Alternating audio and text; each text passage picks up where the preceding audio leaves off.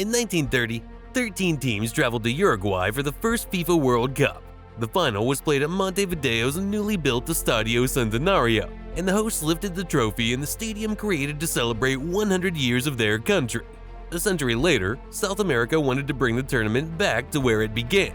Uruguay, Argentina, Paraguay, and Chile assembled a joint bid built around that promise.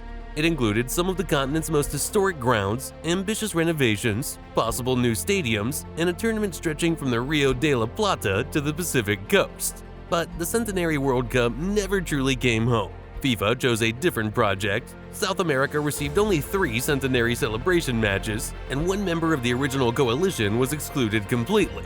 So what would the 2030 World Cup have looked like if the South American bid had succeeded?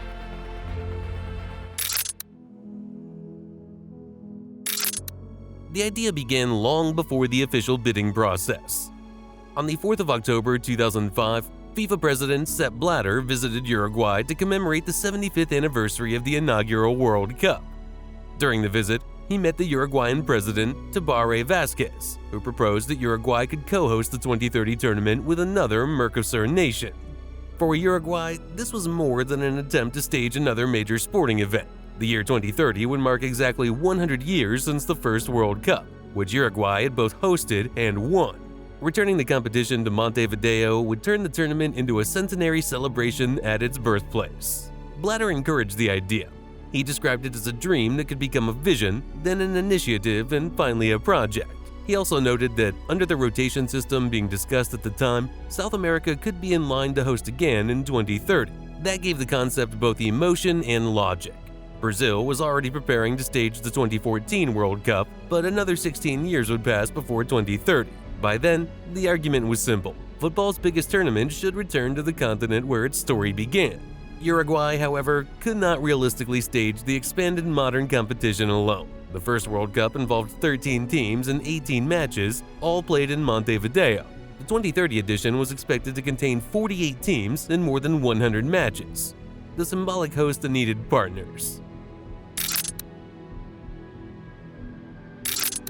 Argentina was the natural first partner. It shares a border, a football rivalry, and the history of the first World Cup final with Uruguay. In July 2017, the Argentine and Uruguayan football associations officially confirmed their intention to submit a joint bid. The campaign received its most recognizable image 1 month later. Before Argentina and Uruguay met in a World Cup qualifier in Montevideo, Lionel Messi and Luis Suarez walked onto the pitch wearing shirts promoting the 2030 candidacy. The original two-country plan soon grew. Paraguay was confirmed as a third partner on the 4th of October 2017, although its inclusion was initially resisted by some figures within Uruguayan football. Bolivia later asked to join, while Peru was also linked with the project, but neither became part of the final coalition. Chile officially joined on the 14th of February 2019. The bid now covered 4 nations. Presidents and football officials created a joint committee, while CONMEBOL began promoting the project internationally. The campaign used the working identity of the Centenary World Cup. Uruguay's postal service issued a special 2030 Juntos stamp, while the bid was promoted from Casa CONMEBOL during the 2018 World Cup in Moscow. A year later, the 4-country coalition released a promotional film during the 2019 Copa America. Progress paused during the COVID-19 pandemic, but the idea survived. Finally, on the 7th of February 2023, the 4 federations formally launched the joint South American bid. Nearly 18 years after Vázquez first raised the idea with Blatter, the dream had become an official project. Hosting a modern World Cup requires much more than historic stadiums and passionate supporters. The tournament was planned for 48 teams. Had the 4-country project been selected, all 4 hosts would have been expected to qualify automatically, although FIFA never formally confirmed the qualification arrangement for this unsuccessful version of the bid. Early discussion around the South American proposal suggested that at least 12 stadiums would be needed. FIFA's later bidding requirements for the 2030 tournament set a higher benchmark: at least 14 suitable stadiums, with a majority already in existence at the time of bidding. The capacity standards were equally demanding. Stadiums generally needed at least 40,000 seats for group stage and early knockout matches, 60,000 for the semifinals, and 80,000 for the opening match and final. Those figures immediately exposed the central problem. South America possessed dozens of famous football grounds, but much of its stadium infrastructure was not World Cup ready. Several venues were too small, lacked modern hospitality areas, had limited accessibility, or required extensive work to meet FIFA standards. The stadiums were only the visible part of the bid. The four governments would also need to provide training sites, team base camps, thousands of hotel rooms, airports, ground transport, fan zones, medical services, telecommunications, and binding guarantees covering the delivery of the tournament. Even Uruguay's historic centerpiece came with a huge proposed price. Reporting in 2018 suggested that approximately $300 million could be invested in modernizing Estadio Centenario, with another new stadium outside Montevideo discussed at a similar cost. The South American bid therefore asked FIFA to believe in two things at once: the power of its history and its ability to rebuild enough infrastructure. Argentina would have provided the most venues for the tournament. Early reporting suggested 8 Argentine stadiums, although the bid never published a final, binding list. Its strongest candidate was River Plate's Estadio Monumental in Buenos Aires. The venue hosted the 1978 World Cup final and was the only existing stadium in the Southern Cone capable of crossing FIFA's 80,000-seat threshold. That made it the practical candidate for the biggest matches, including the proposed opening match, while earlier reporting also presented it as a possible final venue. But practicality created a conflict with symbolism. Uruguay wanted the final at Estadio Centenario, where the first trophy had been decided. Argentina could offer the larger, more modern venue. Uruguay could offer the perfect historical ending. By the bid's official launch in 2023, the proposal had settled on history, assigning the final to the Centenario. Buenos Aires offered other possibilities. Boca Juniors' La Bombonera was one of the most famous potential venues, but its existing configuration and surrounding neighborhood would have created difficult access, capacity, and redevelopment questions. Two major stadiums in nearby Avellaneda, Independiente's Libertadores de America, and Racing Club's Presidente Perón also appeared among the possibilities. South of the capital, La Plata's Estadio Ciudad de la Plata had been identified as a major venue as early as 2012. Its covered bowl and capacity made it one of Argentina's most adaptable options. The tournament could then spread inland. Cordoba's Estadio Mario Alberto Kempes, Mendoza's Estadio Malvinas Argentinas, and the Estadio Único Madre de Ciudades in Santiago del Estero were all presented as possibilities. That group provided 7 strong candidates shown in the 2023 presentation. The 8th position remained open. It could have gone to La Bombonera, one of Rosario's major stadiums, Mar del Plata, San Juan, or another renovated venue. There was even discussion of a new Boca Juniors stadium with a capacity of around 100,000. It was never a firm commitment, but it captured the scale of the imagination surrounding the bid. If Argentina supplied the scale, Uruguay supplied the meaning. The Uruguayan tournament would have centered on Montevideo, with a second host area in the interior of the country, most likely Maldonado. The number of venues changed across different versions of the plan, ranging from approximately 3 stadiums to a 4-stadium proposal reported in 2018. Everything began with Estadio Centenario. Built for the 1930 tournament, it staged the first World Cup final and became the emotional anchor of the entire candidacy.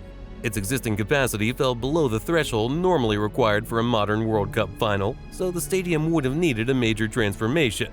Under the proposed plan, a renovated Estadio Centenario would host the World Cup final, bringing the tournament back to the site of the first final exactly 100 years later. The second Montevideo venue created its own debate. Nacional promoted Grand Park Central, one of the 2 grounds used on the opening day of the 1930 tournament. Its claim was based on history, but the stadium would require a capacity increase. Peñarol offered the newer Estadio Campeón del Siglo. Although its location and transport access had previously attracted criticism, it was eventually included among Uruguay's proposed venues. Outside Montevideo, Maldonado was the leading option. Its existing Estadio Domingo Burgueño Miguel was too small without extensive work, while a completely new stadium near Punta del Este was also discussed. Then came the bid's strangest possibility. Qatar's modular stadium 974 was linked in reports with a potential move to Maldonado after the 2022 World Cup. Built partly from shipping containers and designed to be dismantled, it appeared to offer Uruguay a ready-made 44,000-seat venue. but the transfer never became a confirmed part of the bid, and the stadium remained in Doha after the South American project failed. Uruguay gave the bid its historical meaning, but delivering its venues would require major investment. Unlike its three partners, Paraguay had never hosted a World Cup, and its addition to the coalition was initially opposed by some Uruguayan officials. For Paraguay, participation offered something larger than a handful of matches. It was an opportunity to prove that a smaller South American nation could become part of football's biggest event. Early reports suggested two Paraguayan venues. The core of the plan was the Asunción metropolitan area, beginning with the national stadium, Estadio Defensores del Chaco. The other major candidate was Estadio General Pablo Rojas. Both were important football grounds with sufficient capacity, although upgrades would still be required to meet FIFA's other requirements. A planned CONMEBOL stadium in nearby Luque offered a more ambitious option, with a proposed capacity of 60,000. Other potential venues were located beyond the capital. Ciudad del Este's Estadio Antonio Aranda was linked with a major modernization, while Encarnación's Estadio Villa Alegre also appeared in the 2023 venue presentation. Both would have required dramatic expansion from their existing capacities. Paraguay lacked Argentina's stadium network and Uruguay's historical significance, but it offered strong institutional support through CONMEBOL and an opportunity to develop the country's sporting infrastructure. Chile was the coalition's final member, and its least stadium-ready. When it joined in February 19, only two Chilean stadiums exceeded 40,000 seats. Both were in Santiago, Estadio Nacional and Estadio Monumental. President Sebastián Piñera proposed 5 potential host cities: Santiago, Concepción, Antofagasta, and Valparaiso, with the final place to be decided between Coquimbo and Temuco. The ambition was geographically attractive. Chile could bring the tournament across the Andes and onto the Pacific coast. But every proposed stadium required renovation to satisfy FIFA's standards. Estadio Nacional and Estadio Monumental were the clearest options in Santiago. Concepción's Estadio Ester Roa Robledo also appeared in 2023 venue presentation, despite having a capacity below 40,000. A new 60,000-seat stadium in Santiago was listed among the other possibilities. Antofagasta, Valparaiso, Coquimbo, and Temuco all possessed football grounds, but each would need major expansion. That made Chile's part of the proposal more of a development plan than a finished venue network. Chile's hosting credentials were strong, including the 1962 World Cup, but its existing stadium infrastructure was not. On emotion, the South American bid was difficult to beat. On delivery, it was much easier to question. The first concern was cost. Most of the proposed stadiums needed renovation, expansion, or replacement. The project stretched across 4 countries with different governments, currencies, construction markets, and economic pressures. Every promise would have to survive years of elections and changing political priorities. The second concern was distance. The straight-line distance between Santiago and Buenos Aires is already more than 1,000 kilometers. Traveling from northern Chile to Uruguay or between Argentina's inland cities to Paraguay could be considerably longer. Crossing international borders would add another layer. Recent events elsewhere in South America had also raised questions about the region's ability to deliver major tournaments. Colombia was removed as a co-host of the 2021 Copa America during a period of civil unrest. Peru experienced major political protests, and FIFA later withdrew its hosting rights for the 2023 Under-17 World Cup because the required infrastructure could not be completed. Ecuador declined to organize the 2024 Copa America, saying it had more pressing priorities. Those events did not prove that Argentina, Uruguay, Paraguay, and Chile were incapable of staging 2030. Each bidding country had hosted major international competitions. But together, the examples strengthened FIFA's most obvious question: could the region guarantee an enormous, expensive project for the better part of a decade? The rival bid offered a different calculation. Spain and Portugal already possessed much of the infrastructure required to host the tournament. Morocco required major construction, but brought strong government investment and a strategic link between Europe and Africa. On the 4th of October 2023, the dream ended. The FIFA Council unanimously selected the Morocco-Portugal-Spain bid as the sole candidate for the main 2030 tournament. South America would receive 3 centenary celebration matches, one in Uruguay, one in Argentina, and one in Paraguay. The decision was formally ratified by FIFA's 211-member association at an extraordinary Congress on 11 December 2024. Uruguay retained the symbolic return to Estadio Centenario. Argentina and Paraguay each received a match. All 6 official host nations will qualify automatically, but the South American dream had been reduced from an entire World Cup to 3 games. Chile, however, received nothing. It was the only member of the original coalition excluded from FIFA's final arrangement, prompting public criticism in the country. FIFA never published a detailed explanation, but Chile's football officials said the decision created an equal split between 3 South American countries and the 3 main hosts. Uruguay was selected as the tournament's birthplace, Argentina as the reigning world champion, and Paraguay as the home of CONMEBOL. The 3 centenary matches will be staged at Estadio Centenario in Montevideo, Estadio Monumental in Buenos Aires, and the new 46,000-seat Estadio Osvaldo Dominguez Dib in Asunción. A successful South American bid would have produced a very different World Cup. It would also have been an extraordinarily difficult project. Expensive renovations, unfinished venue plans, long distances, and 4 governments trying to deliver one tournament. Ultimately, FIFA chose the safer and more practical proposal. South America will still host 3 centenary matches, but the region's vision of bringing the entire tournament back to its birthplace will remain unrealized. Should the 2030 World Cup have been held entirely in South America?